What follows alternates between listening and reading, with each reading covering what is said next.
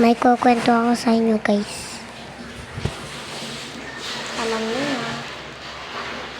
Simulan na natin. Hindi ko masimulan, guys. Wait lang.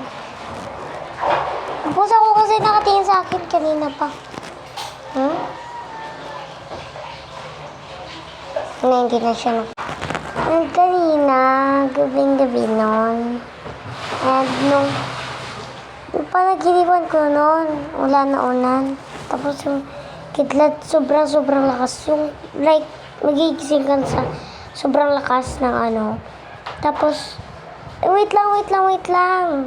Hindi ko maalala. Hindi, kaninang gabi.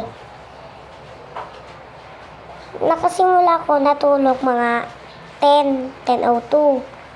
And, nagising ako ng mga 2. Tapos, nagtari na nun. And, tapos, nagulat ako. Pinaginipan ko nga yung umuulan nun. Sobrang lakas ng ulan. Tapos,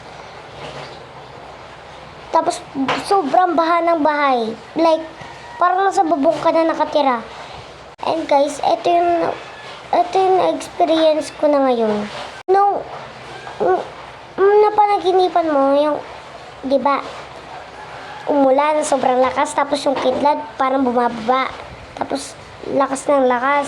Inuubo yung ulan. At ito na nga pala yung nangyari sa akin, guys. Saan to? So, ito na nga pala, guys. Tutuloy na natin kasi nga. Wala lang yun. Pinapahanap lang yung kapatid ko. Naiiyak ko, itla. Anong nangyari sa iyo? Anong nangyari sa aking puso? Gusto ko lumabas? Masanay ka muna dyan sa kulungan mo. Diyan ka na lang lagi.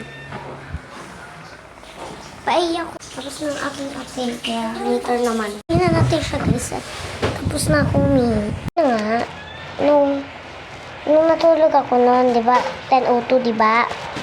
Tapos, 2 ako nagising. Ulitin ko lang para para maintindihan nyo. Okay, kasi nga,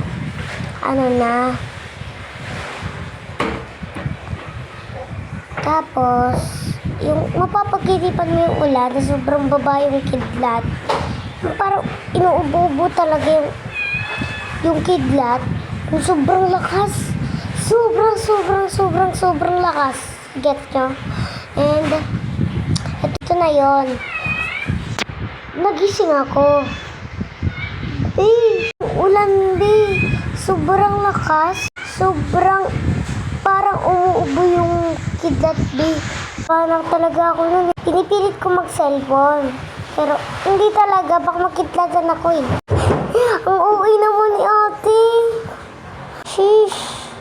Sana hindi kayo maging ganon. May napanood kasi ako dyan.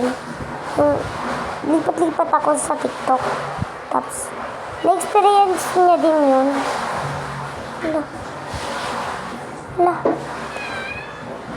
Hanggang ngayon, kabato ba din ako?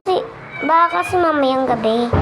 Hindi siya naman si mama, gigising siya. Kapag ginising ko kasi siya, napatulog niya ako, napapasok.